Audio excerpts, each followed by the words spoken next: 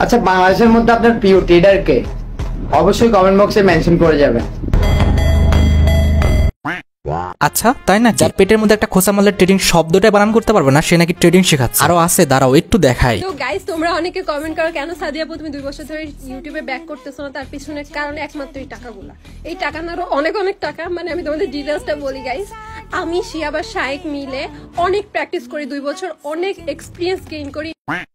ও মা, এই তো আমাদের সাদিয়া আপু দেখতেছি। আর শুধুমাত্র সাদিয়া গেমিং না, অ্যাডভান্স গেমিং বলো, এমন এনিক্স বলো, সাদিকুল ভাই বলো, মানে যে ইউটিউব ফেসবুক কিংবা টিকটকে একটুখানি ফ্রেম পাইছে, কিছুদিন পরে তাদের ফেসবুক ইউটিউব অথবা টিকটক অ্যাকাউন্টে অবভিয়াসলি তোমরা ট্রেডিং নিয়ে একটা ভিডিও পাবাই পাবা। এখন কথা হচ্ছে, তোমরা আমাকে বলতে পারো যে ভাই তারা যদি ট্রেডিং এর মাধ্যমে আমাদের লাভ করে দিতে পারে, আমাদের লস না করে, তাহলে ভাই তোর সমস্যাটা কোথায়? বলো, আপনি একটু ইনকাম করতেছে, তোর কি গায়ে লাগতেছে? না না ভাই, কখনোই না। তুমি কটা টাকা ইনকাম করবা, স্বাবলম্বী হবা, তোমার ফ্যামিলিকে তুমি সাপোর্ট দিবা, এক্ষেত্রে তো আমার খুশি হওয়ার কথা। তবে আমার প্রশ্ন হচ্ছে, এটা কি আদৌ হচ্ছে? বাংলাদেশে আদৌ যেটা চলতেছে এটা কি আসলে ট্রেডিং নাকি জুয়া? এটা কি আদৌ হারাম নাকি হালাল? ইউটিউবাররা কি তোমাদের সাথে স্ক্যাম করতেছে নাকি তারা নিজেরাই বুঝতেছে না যে ট্রেডিংটা আসলে কি? সব কয়টা বিষয় আমি তোমাদের A to Z এক্সপ্লেন করব, তোমরা জাস্ট মনোযোগ সহকারে ভিডিওটা দেখবে। দেখো, চারদিকে কিন্তু এখন ট্রেডিং ট্রেডিং এই কথাটা কিন্তু একদম শৈলাভ হয়ে গেছে। এমন একটা অবস্থা, মানে পেটের থেকে পড়েই ট্রেডিং করা শুরু করে দিয়েছে। তোমরা কি আদৌ জানো যে ট্রেডিং শব্দের অর্থটা কি? এক কথায় যদি খাঁটি বাংলা ভাষায় বলতে চাই, তাহলে ট্রেডিং শব্দের অর্থ হচ্ছে কিন্তু কেনা বেচা কিংবা লেনদেন। তবে বাংলাদেশে বর্তমানে ইউটিউবাররা অথবা টিকটকাররা যেটা আমাদের ট্রেডিং নামে তোমাদের সামনে চালাচ্ছে, এটা কিন্তু কখনো ট্রেডিং না। এটাকে এক কথায় তুমি বলতে পারো গ্যাম্বলিং,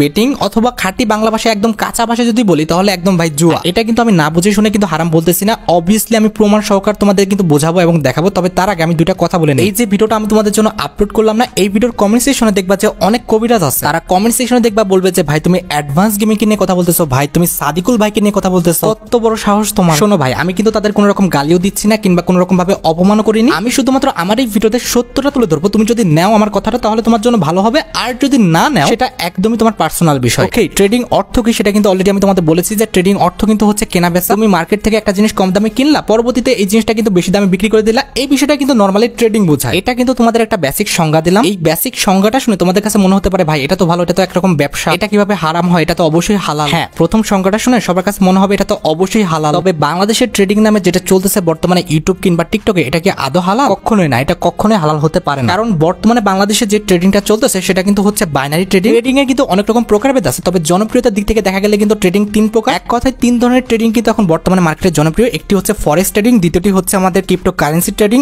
আর 3 নাম্বারটি হচ্ছে আমাদের বাইনারি ট্রেডিং। এই 3টা জনপ্রিয় ট্রেডিং এর মধ্যে যদি আমি ফরেক্স ট্রেডিং এর কথা বলি, এটা কিন্তু 100% কনফার্ম একটা হালাল ট্রেডিং। এখানে মূলত কি হয়, ধরো তুমি ইন্ডিয়ার রুপি কিনে রাখলা কিংবা পাকিস্তানের রুপি কিনে রাখলা, আফগানের মুদ্রা কিনে রাখলা কিংবা আমাদের যুক্তরাষ্ট্রের ডলার কিনে রাখলা। ধরো তুমি $10 কিনে রাখছো 1000 টাকা দিয়ে, তার মানে কিন্তু প্রতি ডলার কিন্তু 100 টাকা করে পড়ে। এবার দেখা গেল ডলারটা কেনার 1 ঘন্টার মধ্যে কিংবা 1 দিনের মধ্যে কিংবা 1 মাসের মধ্যে ডলারের দামটা কমে গেছে, প্রতি ডলার প্রতি 90 টাকা হয়ে গেছে কিংবা 80 টাকা হয়ে গেছে। তাহলে তোমার লস হচ্ছে না? তুমি কিন্তু এখন দেখতে পাচ্ছ যে তুমি যদি এখন সেল করে দাও কোনোভাবে এই ডলার, তাহলে তোমার অনেকটা লস হয়ে যাবে। তুমি কি কখনোই এই ডলারটা এখন 90 টাকা দিয়ে সেল করবা? অবশ্যই কিন্তু না। একজন বিবেকবান মানুষ কিন্তু কখনোই লস করতে চাইবে না। তুমি যখন দেখবে যে ডলারের দামটা 105 টাকা হয়ে গেছে কিংবা 10 টাকা 20 টাকা 30 টাকা হয়ে গেছে, তখন কিন্তু অবশ্যই তুমি সেল করতে যাবে। একটু ভালোভাবে খেয়াল করে দেখো, এই ফরেক্স ট্রেডিং এর সম্পূর্ণ বিষয়টা কিন্তু তোমার হাতের মুঠোয়। লাভ লস তুমি কিন্তু সম্পূর্ণটা নিজের চোখে দেখতে পারবা। এখানে তুমি কিন্তু খুবই স্বল্প লাভ করতে পারবা। রাতারাতি তুমি গাড়ি কিনে ফেলবা, বাড়ি কিনে ফেলবা, মোবাইল ফোন কিনে ফেলবা, এরকম কিন্তু হবে না। সেক্ষেত্রে এই ট্রেডিংটা তুমি কিন্তু করতে পারো। অর্থাৎ আমাদের ফরেক্স ট্রেডিংটা এটা কিন্তু ইসলামের দৃষ্টিতেও হালাল, প্লাস এটা কিন্তু একটা লিগ্যাল একটা প্রসেস। এইবার আসি 2 নাম্বার ট্রেডিং এর দিকে, সেটা হচ্ছে আমাদের ক্রিপ্টোকারেন্সি ট্রেডিং। এই ক্রিপ্টোকারেন্সি ট্রেডিং আর আমাদের ফরেক্স ট্রেডিং এর মধ্যে কিন্তু কোনো তফাৎই নেই। তাহলে এখন তোমরা আমাকে বলতে পারো ভাই তাহলে এটাও তো হালাল? না, এটা হালাল না। কারণ এখানে যে কয়েনগুলো ইউজ করা হয়, অর্থাৎ যেসব কারেন্সি ইউজ করা হয়, সেগুলো কিন্তু আমাদের ক্রিপ্টোকারেন্সি কয়েন। ক্রিপ্টোকারেন্সি কয়েন বলতে কিন্তু আমাদের বিটকয়েন, ইথেরিয়ামের মতো কিন্তু অনেক অনলাইন কয়েন আছে, যেগুলো কিন্তু বাস্তবিক অর্থে কোনো রকম কিন্তু অস্তিত্বই নেই। আর অস্তিত্ববিহীন কোনো কিছুর উপরে ট্রেডিং করাটা কিন্তু একদম হারাম। 2008 সালে একটা বিটকয়েনের দাম কিন্তু ছিল 8 টাকা, যেটা কিন্তু 2024 সালে এসে একটা বিটকয়েনের দাম কিন্তু 32 লাখ টাকা হয়ে গেছে। এটা কিন্তু ইহুদিদের কিন্তু অনেক বড় একটা চাল। তারা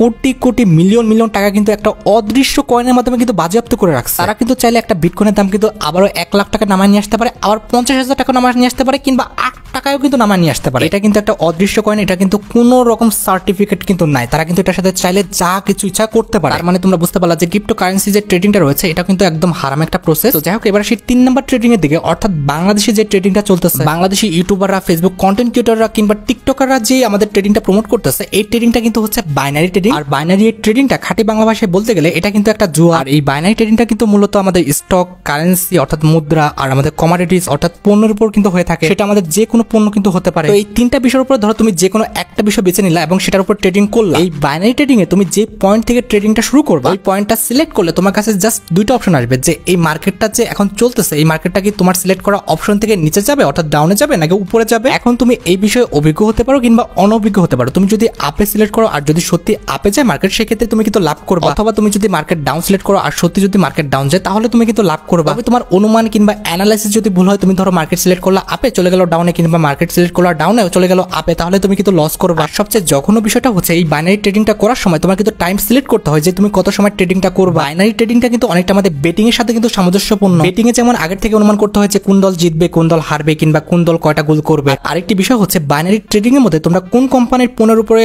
ট্রেডিংটা করবা কিংবা কোন কোম্পানির স্টকের উপর ট্রেডিংটা করবা, এটা কিন্তু অনেক গুরুত্বপূর্ণ একটা বিষয়, কারণ এখানে আমাদের ট্রেডিং জগতের কিন্তু অধিকাংশ কোম্পানি কিন্তু হারাম। এখন মেন যে কথাটা সেটা হচ্ছে যে ভাই সাদিকুল তোমাদের সাথে স্ক্যাম হয়তো বা ধরো করতেছে না কিংবা অ্যাডভান্স ধরো করতেছে না, কিন্তু বিষয়টা তো একদমই হারাম। তোমরা কেন হারামের মধ্যে যাবে? আর ভাই একটা বিষয় শুনে রাখো, সাদিকুল গেমিং কিংবা অ্যাডভান্স গেমিং, কল্লাক মিয়া, যত ইউটিউবার রয়েছে কোনো ইউটিউবারের কিন্তু কোনো রকম ভাবে কিন্তু লস যাবে না। লস হলে কোনো রকম ক্ষতি হলে কিন্তু তোমাদেরই হবে ভাই, এটা কিন্তু অবশ্যই বোঝার চেষ্টা করবা। তো বি কেয়ারফুল, তোমরা কিন্তু অবশ্যই সাবধান থাকবা। তোমরা কেউ ট্রেডিং জগতে কিন্তু আগাবে না বুঝে শুনে। তো আল্লাহ হাফেজ। বুঝলে বুঝপাতা, না বুঝলে তেজপাতা।